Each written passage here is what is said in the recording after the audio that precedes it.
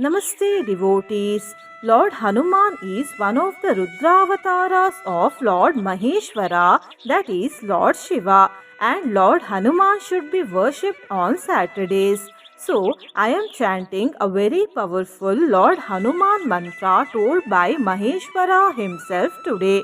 By listening to this very powerful mantra with devotion for 108 times, all sins and negativity will be destroyed.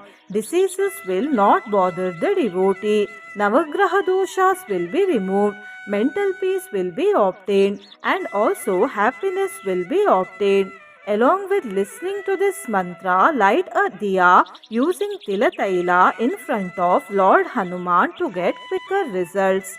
Before listening to the mantra, if you are new to the channel, subscribe the channel, press the nearby bell icon and select all option.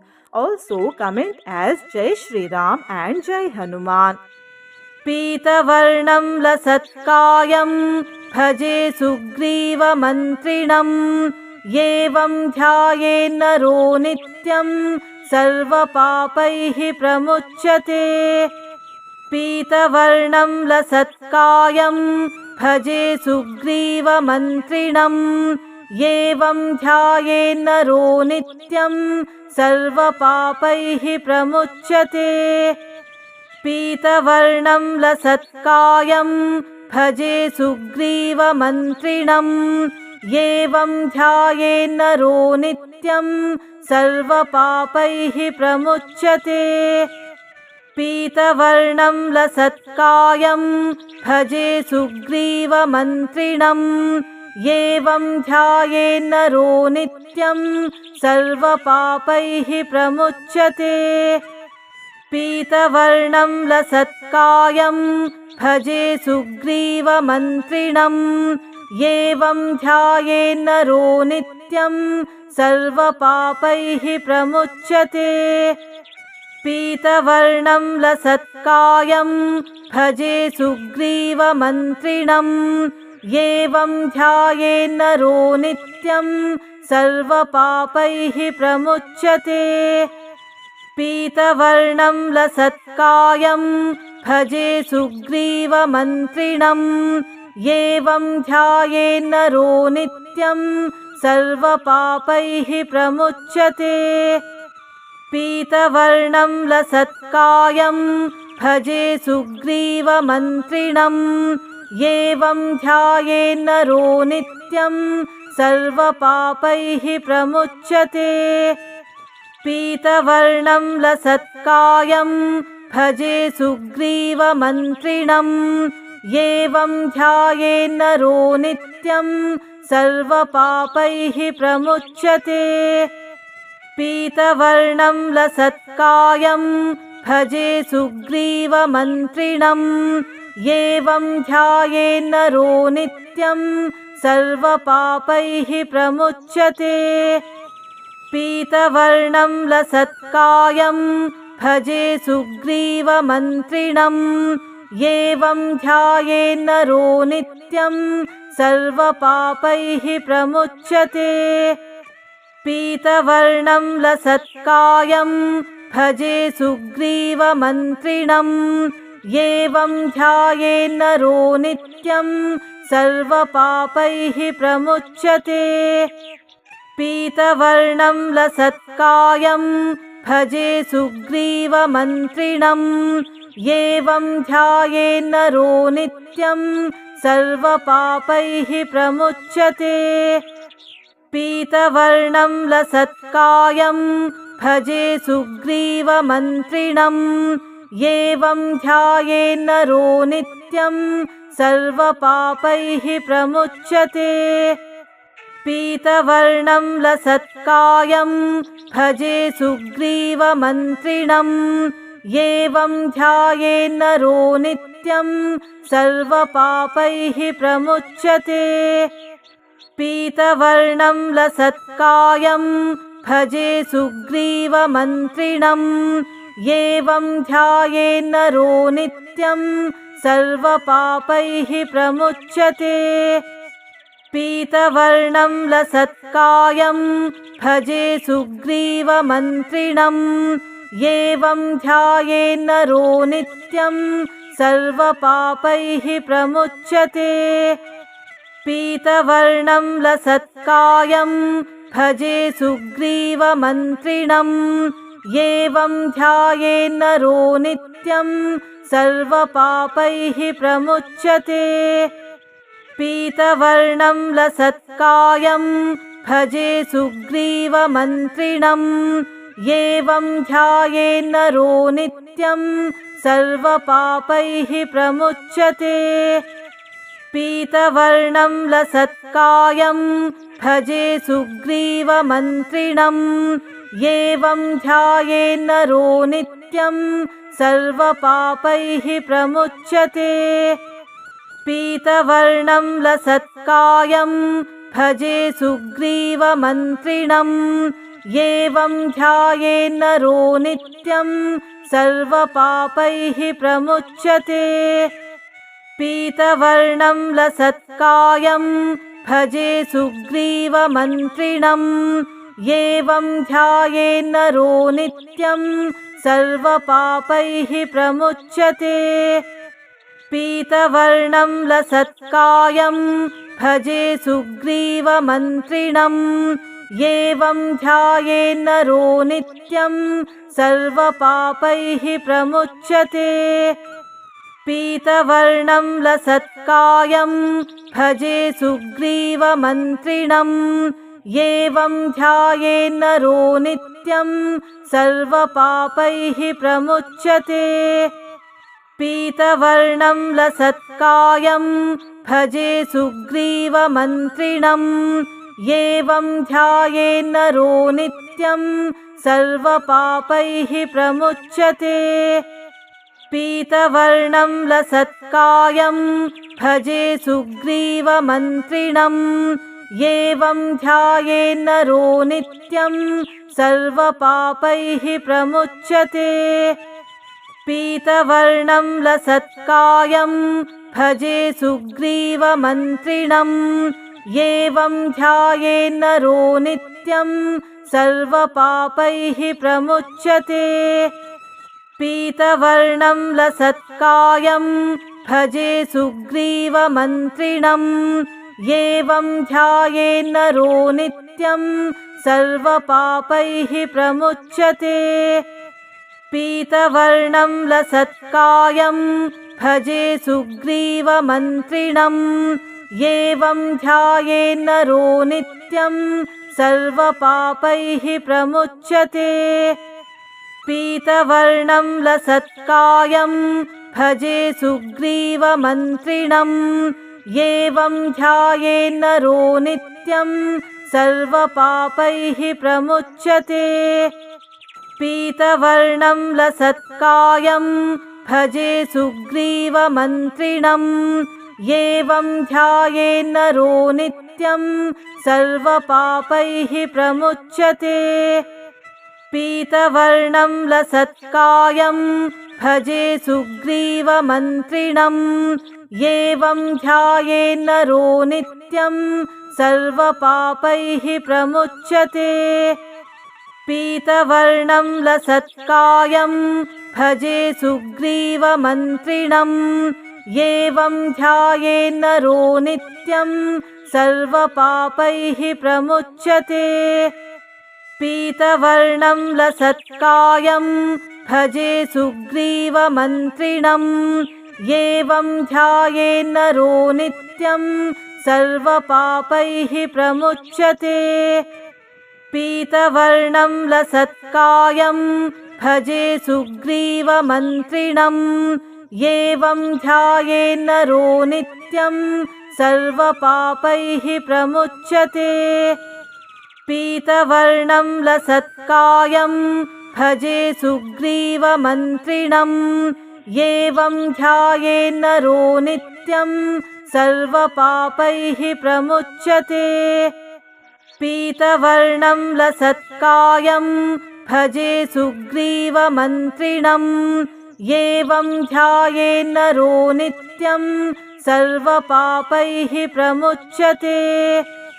पीतवर्णं लसत्कायं भजे सुग्रीवमन्त्रिणम् एवं ध्यायेन्नरो नित्यं सर्वपापैः प्रमुच्यते पीतवर्णं लसत्कायं भजे सुग्रीवमन्त्रिणम् एवं ध्यायेन्नरो नित्यं सर्वपापैः प्रमुच्यते पीतवर्णं लसत्कायं भजे सुग्रीवमन्त्रिणम् एवं ध्यायेन्नरो नित्यं सर्वपापैः प्रमुच्यते पीतवर्णं लसत्कायं भजे सुग्रीवमन्त्रिणम् एवं ध्यायेन्नरो नित्यं सर्वपापैः प्रमुच्यते पीतवर्णं लसत्कायं भजे सुग्रीवमन्त्रिणम् एवं ध्यायेन्नरो नित्यं सर्वपापैः प्रमुच्यते पीतवर्णं लसत्कायं भजे सुग्रीवमन्त्रिणम् एवं ध्यायेन्नरो नित्यं सर्वपापैः प्रमुच्यते पीतवर्णं लसत्कायं भजे सुग्रीवमन्त्रिणम् एवं ध्यायेन्नरो नित्यं सर्वपापैः प्रमुच्यते पीतवर्णं लसत्कायं भजे सुग्रीवमन्त्रिणम् एवं ध्यायेन्नरो नित्यं सर्वपापैः प्रमुच्यते पीतवर्णं लसत्कायं भजे सुग्रीवमन्त्रिणम् एवं ध्यायेन्नरो नित्यं सर्वपापैः प्रमुच्यते पीतवर्णं लसत्कायं भजे सुग्रीवमन्त्रिणम् एवं ध्यायेन्नरो नित्यं सर्वपापैः प्रमुच्यते पीतवर्णं लसत्कायं भजे सुग्रीवमन्त्रिणम् एवं ध्यायेन्नरो नित्यं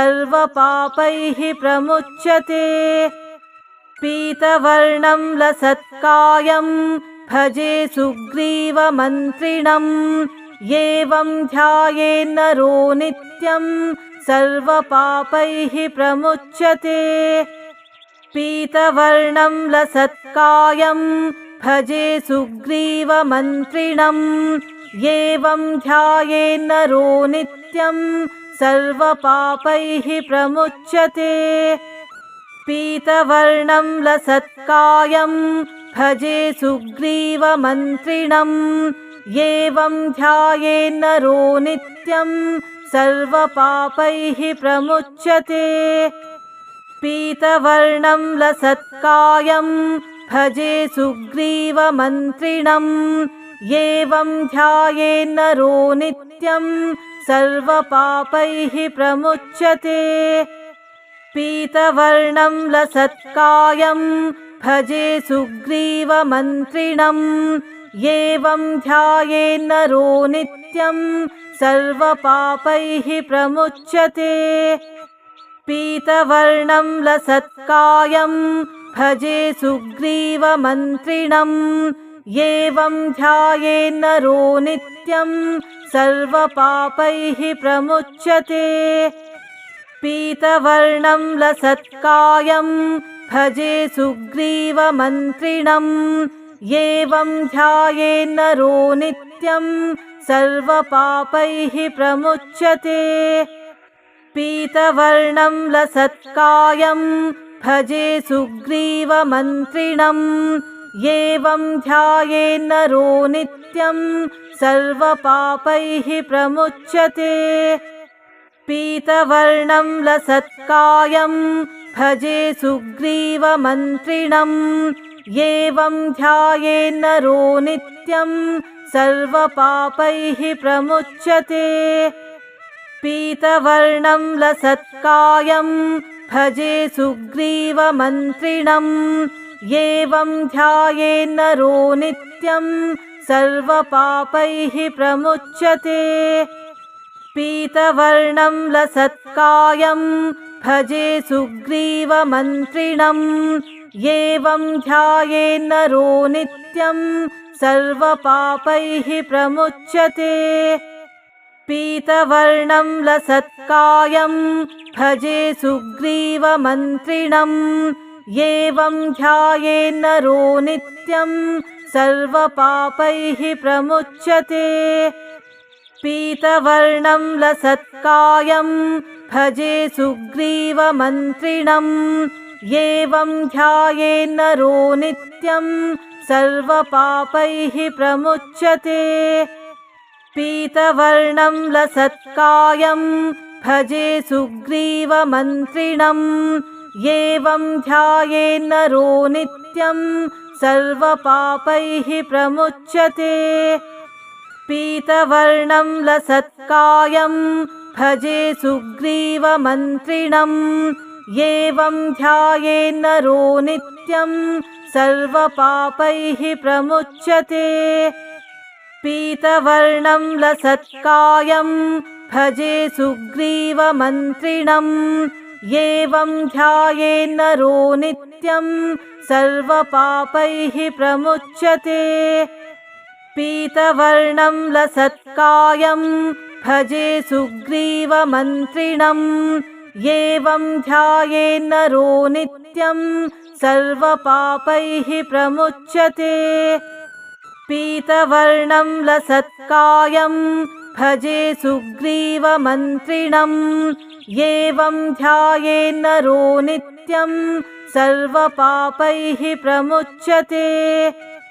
पीतवर्णं लसत्कायं भजे सुग्रीवमन्त्रिणम् एवं ध्यायेन्नरो नित्यं सर्वपापैः प्रमुच्यते।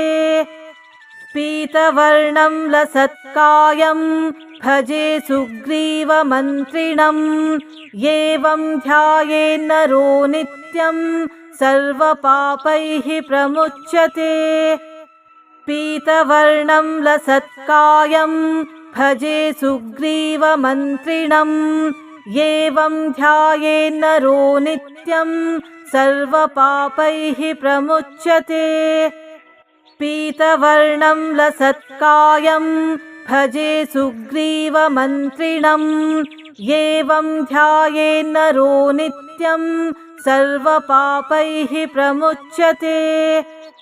पीतवर्णं लसत्कायं भजे सुग्रीवमन्त्रिणम् एवं ध्यायेन्नरो नित्यं सर्वपापैः प्रमुच्यते। पीतवर्णं लसत्कायं भजे सुग्रीवमन्त्रिणम् एवं ध्यायेन्नरो नित्यं सर्वपापैः प्रमुच्यते। पीतवर्णं लसत्कायं भजे सुग्रीवमन्त्रिणम् एवं ध्यायेन्नरो नित्यं सर्वपापैः प्रमुच्यते। पीतवर्णं लसत्कायं भजे सुग्रीवमन्त्रिणम् एवं ध्यायेन्नरो नित्यं सर्वपापैः प्रमुच्यते। पीतवर्णं लसत्कायं भजे सुग्रीवमन्त्रिणम् एवं ध्यायेन्नरो नित्यं सर्वपापैः प्रमुच्यते। पीतवर्णं लसत्कायं भजे सुग्रीवमन्त्रिणम् एवं ध्यायेन्नरो नित्यं सर्वपापैः प्रमुच्यते। पीतवर्णं लसत्कायं भजे सुग्रीवमन्त्रिणम् एवं ध्यायेन्नरो नित्यं सर्वपापैः प्रमुच्यते। पीतवर्णं लसत्कायं भजे सुग्रीवमन्त्रिणम् एवं ध्यायेन्नरो नित्यं सर्वपापैः प्रमुच्यते। पीतवर्णं लसत्कायं भजे सुग्रीवमन्त्रिणम् एवं ध्यायेन्नरो नित्यं सर्वपापैः प्रमुच्यते। पीतवर्णं लसत्कायं भजे सुग्रीवमन्त्रिणम् एवं ध्यायेन्नरो नित्यं सर्वपापैः प्रमुच्यते। पीतवर्णं लसत्कायं भजे सुग्रीवमन्त्रिणम् एवं ध्यायेन्नरो नित्यं सर्वपापैः प्रमुच्यते। पीतवर्णं लसत्कायं भजे सुग्रीवमन्त्रिणम् एवं ध्यायेन्नरो नित्यं सर्वपापैः प्रमुच्यते। पीतवर्णं लसत्कायं भजे सुग्रीवमन्त्रिणम् एवं ध्यायेन्नरो नित्यं सर्वपापैः प्रमुच्यते। पीतवर्णं लसत्कायं भजे सुग्रीवमन्त्रिणम् एवं ध्यायेन्नरो नित्यं सर्वपापैः प्रमुच्यते। पीतवर्णं लसत्कायं भजे सुग्रीवमन्त्रिणम् एवं ध्यायेन्नरो नित्यं सर्वपापैः प्रमुच्यते। पीतवर्णं लसत्कायं भजे सुग्रीवमन्त्रिणम् एवं ध्यायेन्नरो नित्यं सर्वपापैः प्रमुच्यते। पीतवर्णं लसत्कायं भजे सुग्रीवमन्त्रिणम् एवं ध्यायेन्नरो नित्यं सर्वपापैः प्रमुच्यते। पीतवर्णं लसत्कायं भजे सुग्रीवमन्त्रिणम् एवं ध्यायेन्नरो नित्यं सर्वपापैः प्रमुच्यते। पीतवर्णं लसत्कायं भजे सुग्रीवमन्त्रिणम् एवं ध्यायेन्नरो नित्यं सर्वपापैः प्रमुच्यते। पीतवर्णं लसत्कायं भजे सुग्रीवमन्त्रिणम् एवं ध्यायेन्नरो नित्यं सर्वपापैः प्रमुच्यते। पीतवर्णं लसत्कायं भजे सुग्रीवमन्त्रिणम् एवं ध्यायेन्नरो नित्यं सर्वपापैः प्रमुच्यते। पीतवर्णं लसत्कायं भजे सुग्रीवमन्त्रिणम् एवं ध्यायेन्नरो नित्यं सर्वपापैः प्रमुच्यते। पीतवर्णं लसत्कायं भजे सुग्रीवमन्त्रिणम् एवं ध्यायेन्नरो नित्यं सर्वपापैः प्रमुच्यते। पीतवर्णं लसत्कायं भजे सुग्रीवमन्त्रिणम् एवं ध्यायेन्नरो नित्यं सर्वपापैः प्रमुच्यते। पीतवर्णं लसत्कायं भजे सुग्रीवमन्त्रिणम् एवं ध्यायेन्नरो नित्यं सर्वपापैः प्रमुच्यते। पीतवर्णं लसत्कायं भजे सुग्रीवमन्त्रिणम् एवं ध्यायेन्नरो नित्यं सर्वपापैः प्रमुच्यते। पीतवर्णं लसत्कायं भजे सुग्रीवमन्त्रिणम् एवं ध्यायेन्नरो नित्यं सर्वपापैः प्रमुच्यते। पीतवर्णं लसत्कायं भजे सुग्रीवमन्त्रिणम् एवं ध्यायेन्नरो नित्यं सर्वपापैः प्रमुच्यते। पीतवर्णं लसत्कायं भजे सुग्रीवमन्त्रिणम् एवं ध्यायेन्नरो नित्यं सर्वपापैः प्रमुच्यते। पीतवर्णं लसत्कायं भजे सुग्रीवमन्त्रिणम् एवं ध्यायेन्नरो नित्यं सर्वपापैः प्रमुच्यते।